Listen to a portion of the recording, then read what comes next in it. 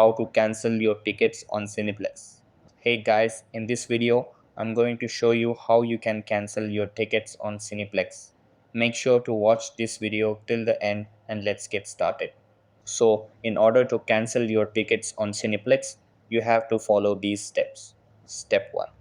Open the Cineplex website or launch the Cineplex app on your device. Step 2. Log in to your Cineplex account using your email and password. If you purchase tickets as a guest, you might need the order confirmation number. Step 3.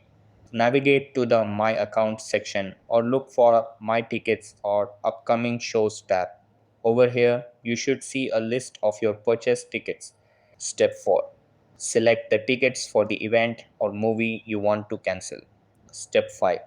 Look for a cancellation option such as cancel order or refund.